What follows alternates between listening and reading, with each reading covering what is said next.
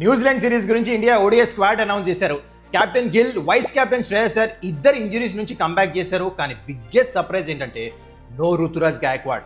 Last series against South Africa అద్భుతమైన century కొట్టిన తర్వాత కూడా తనకి స్క్వాడ్లో చోటు దొరకలేదు. And also no Mohammed Shami, no Dhruv Jurel.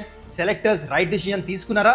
Will discuss in this video. And also ఈ 3 ఓడిఐస్ అయితే ఆడబోతున్నారు ఏ వెన్యూస్లో అది కూడా డిస్కస్ చేద్దాం. అండ్ ఫైనలీ బీసీసీఐ చాలా పెద్ద డిసిజన్ తీసుకున్నారు. ఐపీఎల్లో no Bangladeshi players. Why? Everything in this video.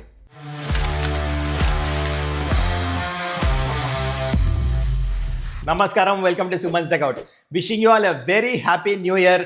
ఎలా ఉన్నారు అందరూ? I hope you doing well. Last year కంటే ఈ ఇయర్ మీరు అందరు ఇంకా చాలా సంతోషంగా ఉండాలని మనస్ఫూర్తిగా కోరుకుంటున్నా. Having said that, moving forward to Indian team. ఈ ఇయర్ కొత్త ఛాలెంజెస్ ఉన్నాయి 2026లో. దాంట్లో ఫస్ట్ ఛాలెంజ్ వచ్చి ఇండియన్ టీమ్కి న్యూజిలాండ్ సిరీస్. దాంట్లో ఫస్ట్ వచ్చేది ఓడిఐ సిరీస్. దాని గురించే స్టార్ట్ చేద్దాం. కానీ బిఫోర్ ఐ గెట్ దేర్, మీరు ఇంకా ఛానల్ని సబ్స్క్రైబ్ చేసుకోకపోతే కైండ్లీ డూ దట్. ఇండియాకి 2026లో ఫస్ట్ ఛాలెంజ్ న్యూజిలాండ్ సిరీస్. హోమ్లో ఆడుతున్నారు. 3 ODIs and 5 T20Is. T20Is team already announce చేశారు. వరల్డ్ కప్ ఏదైతే 15 మెంబర్ స్క్వాడ్ అనౌన్స్ చేశారు కదా, అదే సేమ్ 15 మెంబర్ స్క్వాడ్ ఈ సిరీస్లో కూడా ఆడుతున్నారు. కానీ ఓడిఐ టీం మాత్రం నిన్ననే అనౌన్స్ చేశారు. కానీ before I get there, first అసలు ఈ మ్యాచ్లు ఎక్కడ అవుతున్నాయి 3 ODIs మీకు చెప్తా.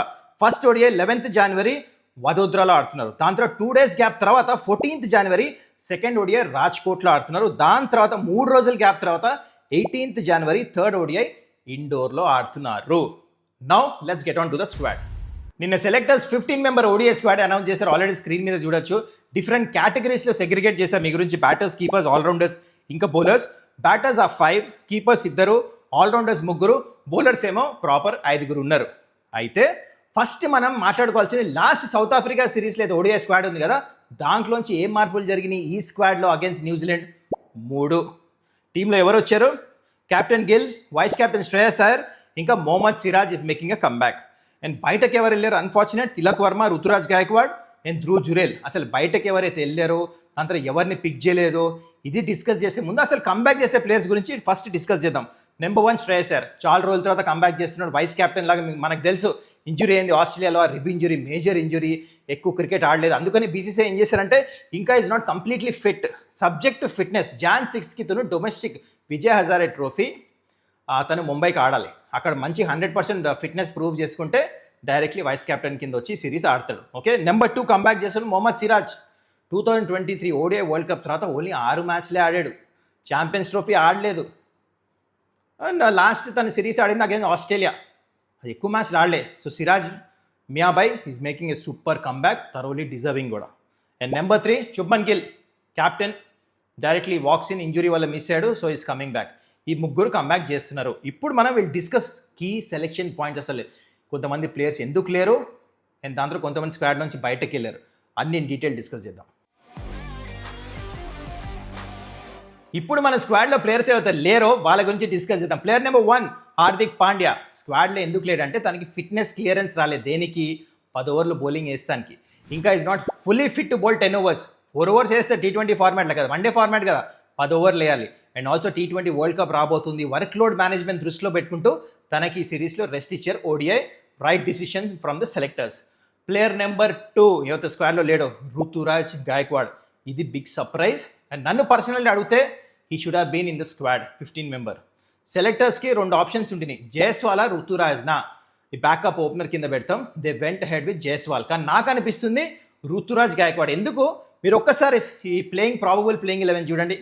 ఇక్కడ బ్యాకప్ ఓపెనర్ కింద జైస్వాల్ని తీసుకున్నారు. ఇందాక నేను చెప్పానా, ఒకవేళ శ్రేయస్ అయ్యర్ ఇంజురీ కారణం వల్ల మిస్ అయ్యాడు అనుకోండి సిరీస్, నెంబర్ 4 ఎవరు ఆడతాడు?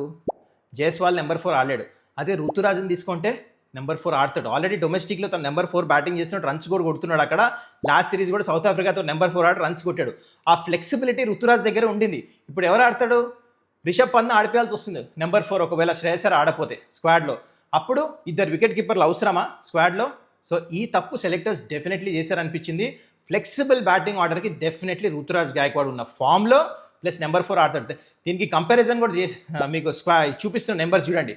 ఒకటేమో రుతురాజ్ గాయక్వాడ్, ఇంకా జైస్వాల్, విజయ్ హజారే ట్రోఫీ. ఇప్పుడు రీసెంట్ ఫామ్ కూడా వీళ్ళిద్దరిది చూస్తే రుతురాజ్ గాయక్వాడ్ది 64.3 యావరేజ్ అండ్ జైస్వాల్ తక్కువ మ్యాచ్లు ఆడాడు కానీ జస్ట్ 24 యావరేజ్. కానీ ఏంటంటే చూస్తే ప్రెజెంట్ ఫామ్ చూసినా ఫ్లెక్సిబిలిటీ చూసినా Ruturaj Gaikwad were definitely thoroughly deserving it. And definitely ఇది సెలెక్టర్స్ మిస్ చేశారు. అండ్ థర్డ్ పాయింట్ వచ్చేసి ధ్రువ్ జురేల్. తనేం తప్పు చేశారు స్క్వాడ్లోంచి బయటకు వెళ్తానికి. తన పర్ఫార్మెన్స్ చూడండి. మీకు రిషబ్ పంత్ ఇంకా ధ్రువ్ జురేల్ ఇద్దరిది పక్కన పక్కన పెడుతున్నా పర్ఫార్మెన్స్. రిషబ్ పంత్ 5 మ్యాచ్లు ఆడాడు రీసెంట్లీ విజయ్ హజారే ట్రోఫీలో, యావరేజ్ 47. కానీ Dhruv Jurel is the 6th highest run getter Vijay Hazare tournament right now ఈ season, 94.8 average. And yes, Rishabh Pant is a fantastic player, కానీ టెస్ట్ ఫార్మాట్లో మిగతా 2 ఫార్మాట్స్లో తను అనుకున్న స్థాయి పర్ఫార్మెన్స్ రాలేదు. జస్ట్ పేరు మీద మీరు ప్లేయర్ని తీసుకోలేరు, పర్ఫార్మెన్స్ ఉండాలి. అగైన్ ఇక్కడ కూడా కొంచెం వాచ్ఫుల్ ఉండాల్సింది సెలెక్టర్స్ అనిపించింది నాకు. And now next coming to Akshar Patel. Understand, Akshar Patel T20 world cup రాబోతుంది, కొన్ని ఇంజురీస్ కన్సర్న్ కూడా ఉన్నాయి, అందుకని తనకి వర్క్లోడ్ మేనేజ్మెంట్ దృష్టిలో పెట్టుకుంటూ తనని ఈ స్క్వాడ్లో పెట్టలేదు. Right decision. And now coming to Mohammed Shami. కొంచెం డిబేటబుల్ ఇది, కానీ మొహమ్మద్ షమి మీకు కొంచెం పర్ఫార్మెన్స్ చూపిస్తా. 5 మ్యాచెస్ ఆడాడు విజయ్ హజారే ట్రోఫీ అంటే 1 డే ఫార్మాట్ డొమెస్టిక్లో. తిను 5 మ్యాచెస్ ఆడితే 11 వికెట్స్ తీసాడు, average 22.7, economy 5.7, best bowling 3 for 55. Mohammed షమీని మీరు స్క్వాడ్లో తీసుకుంటే ఎవరిని డ్రాప్ చేస్తారు?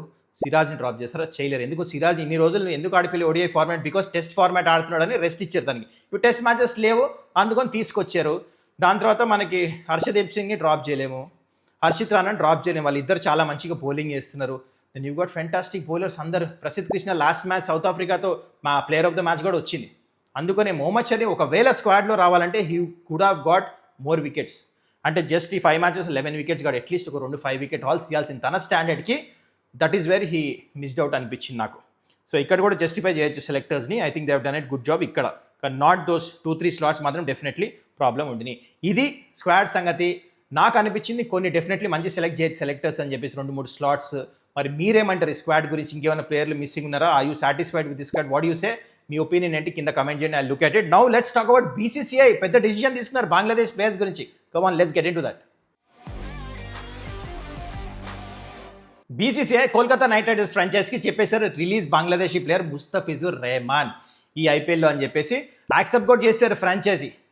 9.2 crores పెట్టి కొన్నారు. ఇన్ఫ్యాక్ట్ 3rd highest paid ఈ ఆప్షన్లో తన KKR ఫ్రాంచైజీలో. అండ్ ఆల్సో బంగ్లాదేశీ ప్లేయర్స్ ఇంతవరకు history of IPL highest paid 9.2 crores. అయితే ఫ్రాంచైజీ కూడా యాక్సెప్ట్ చేశారు. BCCI గవర్నమెంట్ ఈ డిసిషన్ ఎందుకు తీసుకున్నారు? Not because of cricketing reasons, off the field. India ఇంకా బంగ్లాదేశ్ మధ్యలో కరెంట్ సిచ్యువేషన్ అయితే ఉందో మీ అందరికీ తెలుసు, అది దృష్టిలో పెట్టుకుంటూ ఈ డిసిషన్ తీసుకున్నారు. నన్ను అడిగితే డెఫినెట్లీ రైట్ డిసిషన్.